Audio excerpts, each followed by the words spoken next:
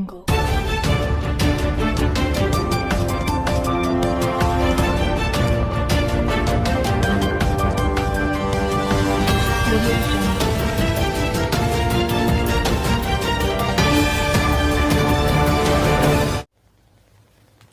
To మన Bheemili news. ముందుగా బులెటిన్లోని headlines. నదుల అనుసంధానంతో నీటి కొరత అనేది ఉండదు, సీఎం చంద్రబాబు. డైరీ పెద్దలు భూ ఆక్రమణలపై అధికారులు చర్యలు తీసుకోవాలి, AP assembly speaker Ayyanna Patrudu. Kakinada SEZ భూములపై ఈనాడు పత్రిక దిగజారిపోయి రోత రాతలు.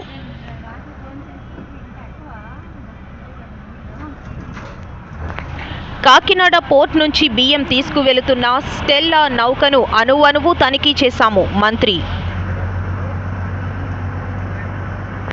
అంబేద్కర్ విగ్రహానికి నివాళులు అర్పించిన journalist association of YouTubers J union. విశాఖలో ఎల్ఐసి బిల్డింగ్ వద్ద అంబేద్కర్ విగ్రహానికి నివాళులర్పించిన మాజీ మంత్రి గుడివాడ. రెవెన్యూ సమస్యలపై దరఖాస్తు చేసుకుంటే సమస్యలు పరిష్కరిస్తాము, కలెక్టర్ అంబేద్కర్. నాలెడ్జ్ హబ్గా ఏపీ తయారవుతుందని సీఎం చంద్రబాబు అన్నారు. ఐటీ, నాలెడ్జ్, ఎకనామికలో యువత సమర్థులుగా మారుతున్నారని చెప్పారు. విదేశాల్లోనూ మన దేశ ఐటీ నిపుణులు 30% తెలుగువారే అని తెలిపారు. విశాఖపట్నంలో నిర్వహించిన డిప్టెక్ ఇన్నోవేషన్ కంక్లేవ్ కు సీఎం ముఖ్య అతిథిగా హాజరై మాట్లాడారు. Logistics, our roads are not up to the mark. We are having so much of advantage.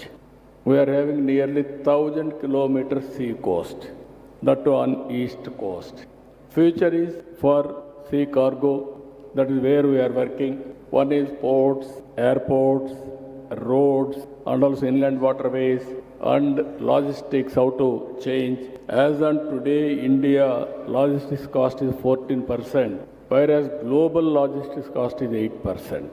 You come with proper proposals, we are prepared to work with you.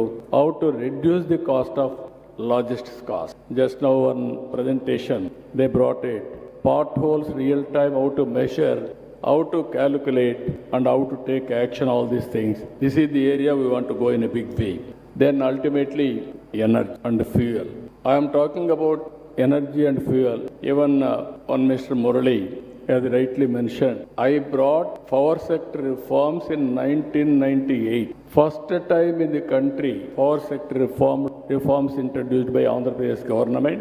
And also regulatory commission, first of its kind in Andhra Pradesh. Then only civil aviation or telecom, so many regulatory commissions have come. Even everybody told me at that time, you are taking very difficult subject, it may hurt your future. Exactly 2004, I was successful in bringing power sector reforms. I lost my power at that time. It is a reality. But so much of satisfaction. I was the pioneer in reforms then and now also. I was the pioneer in technology at the time and now also. That is where we are working now. Today, green energy is coming. Green hydrogen is a reality. Now, if you can see, we are going democratization of power generation. Anybody can generate power on his rooftop. You can use it, you can give it to grid. Anybody, any farmer can produce power. Visakha dairy యాజమాన్యం ఆవు పాల ధర తగ్గించి రైతులకు చేస్తున్న అన్యాయంపై పాడి రైతులంతా ఏకమై గలమెత్తాలి. డైరీ పెద్దలు భూ ఆక్రమణలపై అధికారులు చర్యలు తీసుకోవాలి. AP assembly speaker Ayyanna Patrudu. అందరికీ నమస్కారం అండి. నేను పాత జిల్లాలు చెప్తున్నాను. శ్రీకాకుళం జిల్లా, విజయనగరం జిల్లా, విశాఖపట్నం జిల్లా, ఈస్ట్ గోదావరి జిల్లాలో పార్ట్, ఇవన్నీ కూడా విశాఖ డైరీ కవర్ చేస్తున్న ప్రాంతాలు. విశాఖ డైరీ స్థాపించిన దగ్గర నుంచి కూడా రైతులు పాలు సేకరణ చేసి డైరీకి పంపించి దాని ద్వారా ఆర్థికంగా ఆదుకోవాలనే ఉద్దేశంతో ఆ రోజుల్లో కొంతమంది పెద్దలు డైరీ పెట్టడం జరిగింది. ఇప్పుడు ఆ డైరీ రాను రాను కమర్షియల్ అయిపోయింది, అవినీతి పాలైపోయింది. ఈవేళ విశాఖ డైరీలో కొన్ని లక్షల మంది రైతులు పాలు పోస్తున్నారు. వాళ్ళ సంక్షేమం చూడకుండా వాళ్ళ సొంత సంక్షేమం కోసం ఇవాళ విశాఖ డైరీని రన్ చేస్తున్నారు. ఇవాళ చూశారు, ఇవాళ నేను విశాఖపట్నంలో ధర్నా జరిగింది, రైతుల ధర్నా. ఎక్కడ జరిగింది ఇది? విశాఖ డైరీ ముందు. ఎందుకు చేస్తున్నారు ధర్నా?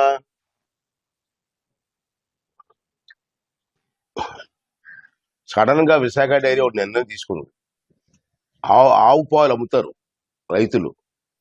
ఆవు పాలు మీద సడన్ గా లీటర్కి 3 రూపాయలు తగ్గించారు రేటు. సుమారు నాకు తెలిసి ఆవు పాలు పోసేవాళ్ళు 3 లక్షల మంది ఉంటారు. మరి 3 లక్షల మంది ఎంత నష్టపోతారండి? రోజుకి లీటర్కి 3 రూపాయలు తగ్గించేస్తే ఎన్ని లక్షల రూపాయలు రైతులకు నష్టం వస్తుంది? మరి దీని మీద రైతులు ఎందుకు స్పందించలేదు? కొంతమంది స్పందించారు నిన్న, కానీ అందరూ రైతులు కూడా స్పందించి ఈ అన్యాయాన్ని ఖండించవలసిన అవసరం ఉంది. రైతులు చేస్తున్న ఉద్యమానికి నాయకుల తాలూకు సహకారం కూడా ఇవ్వాల్సిన అవసరం ఉంది. విశాఖ డైరీలో ప్రెసిడెంట్లు ఉన్నారు, డైరెక్టర్లు ఉన్నారు.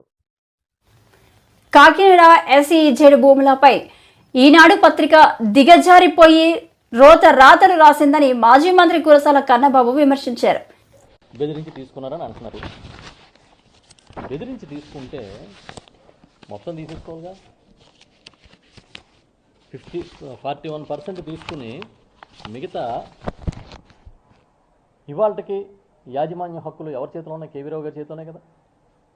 పోర్టు వాళ్ళే నడుపుతున్నారుగా. పోనీ బెదిరించారు వాటాలు ఇమ్మనమని.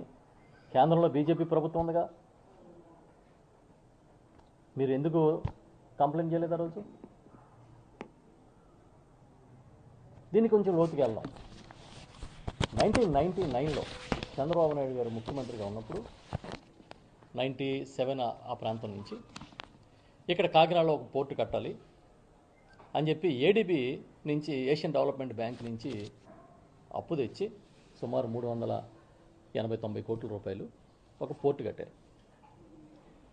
ప్రభుత్వమే కట్టింది. పూర్తిగా పెట్టుబడి రూపాయితో సహా ప్రభుత్వందే కట్టి ఆ పోర్టు కట్టినప్పటి నుంచి నిర్వహణ ఇవ్వడానికి మలేషియా, సింగపూర్ నుంచి కొన్ని కంపెనీలను తిప్పి, దాంట్లో ఇక్కడ ఉన్న ఒక తెలుగుదేశం పార్టీకి మరి కావాల్సిన వాడో లేదా అక్కర్లేనివాడో నాకు తెలియదు, కానీ ఈ కేవీ రావు గారు అని ఆయన కూడా తీసుకొచ్చి పార్ట్నర్షిప్ చేసి జాయింట్ వెంచర్ చేసి ఆ కంపెనీని, ఆ పోర్ట్ని 20 ఏళ్ళకి లీజుకి ఇచ్చారు.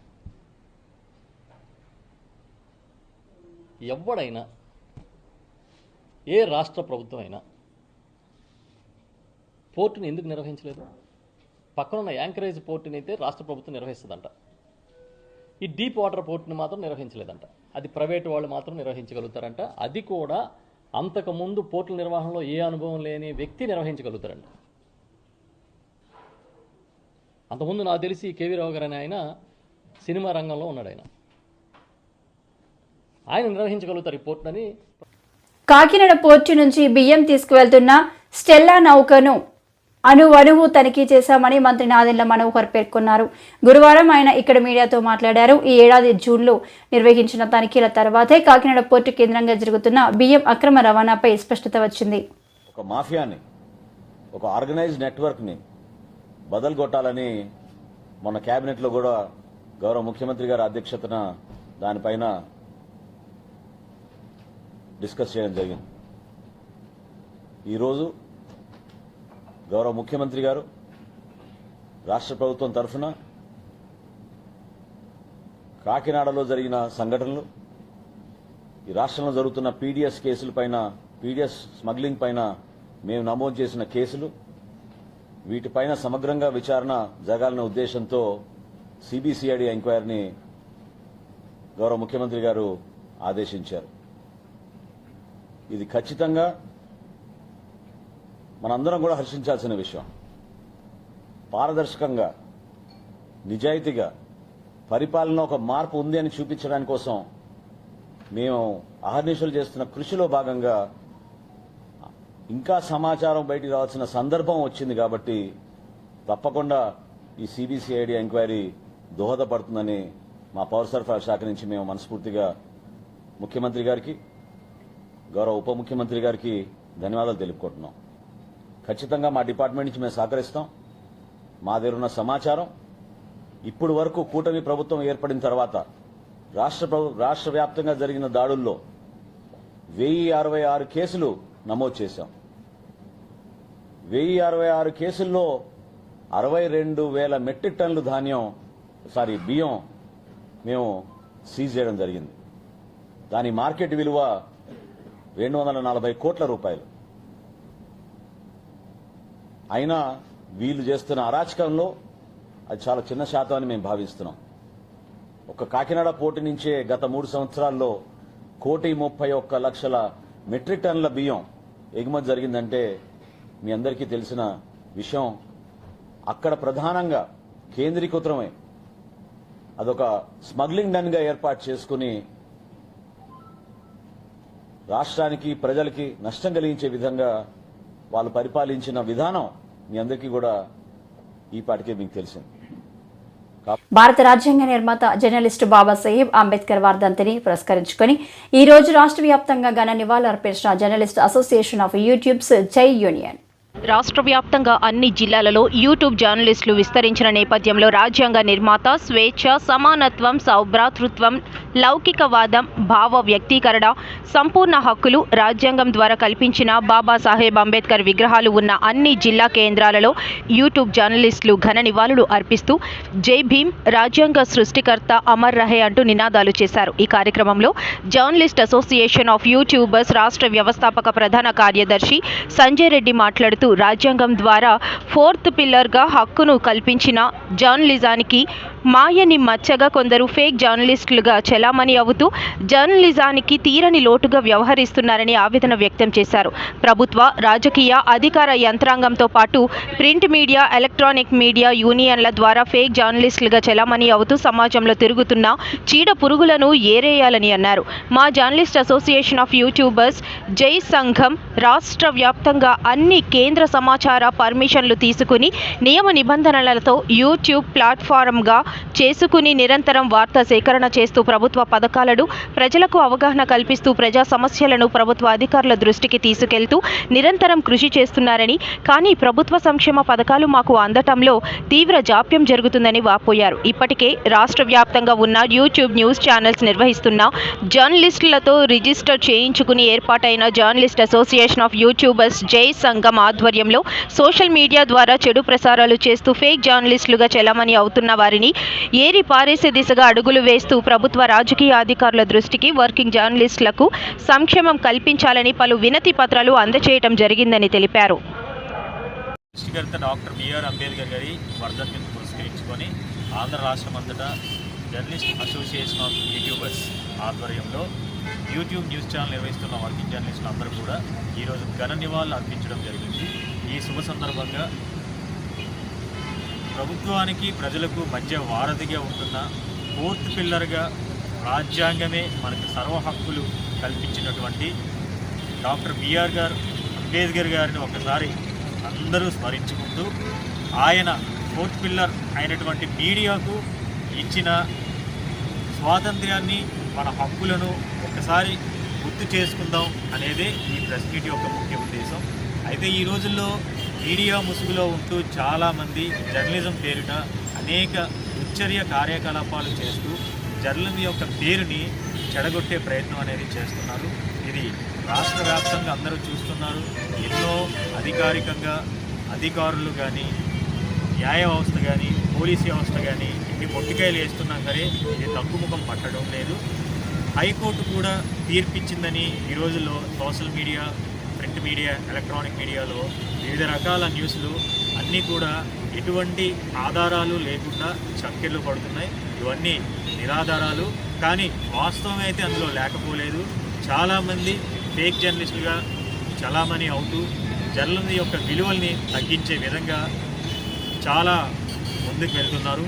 అటువంటి వాళ్ళను ప్రింట్ మీడియాకి సంబంధించిన యూనియన్లు కావచ్చు, ఎలక్ట్రానిక్ మీడియాకి సంబంధించిన యూనియన్లు కావచ్చు, ఆంధ్ర రాష్ట్రం అంతటా వర్కింగ్ జర్నలిస్టులు యూట్యూబ్ న్యూస్ ఛానల్ నిర్వహిస్తున్న వాళ్ళందరికీ రిజిస్టర్ చేయించుకున్న మా జర్నలిస్ట్ అసోసియేషన్ ఆఫ్ యూట్యూబర్స్ జై సంఘం కావచ్చు ఉక్కుపాదం తొక్కుతుందని ఇందు మూలంగా అందరికీ నేను తెలియజేస్తున్నాను.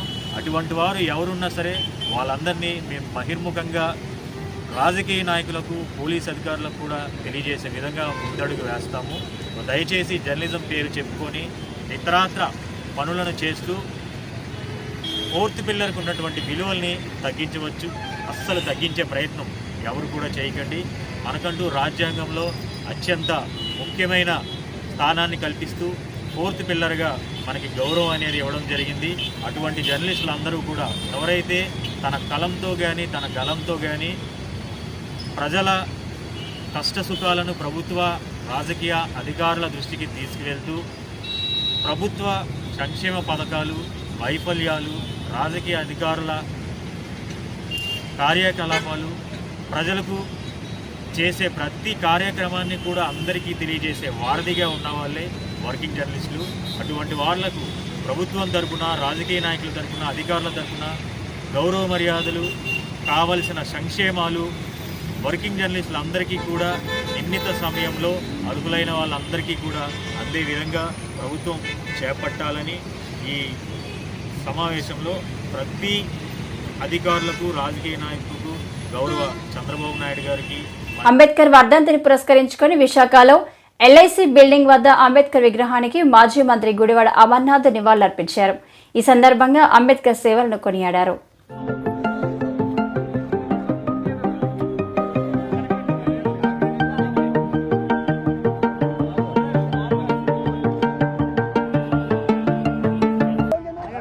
అతిపెద్ద ప్రజాస్వామ్యానికి రాజ్యాంగాన్ని రచించినటువంటి భారతరత్న డాక్టర్ బిఆర్ అంబేద్కర్ గారి 68వ వర్ధంతి సందర్భంగా వారికి ఘనమైనటువంటి నివాళులు అర్పించేటువంటి దానికి వైఎస్ఆర్ కాంగ్రెస్ పార్టీ విశాఖపట్నం జిల్లా నాయకత్వం అంతా కూడా ఈరోజు రావడం జరిగింది. మొన్ననే 70 సంవత్సరాలు పూర్తి చేసుకున్నటువంటి వారి రచించినటువంటి రాజ్యాంగాన్ని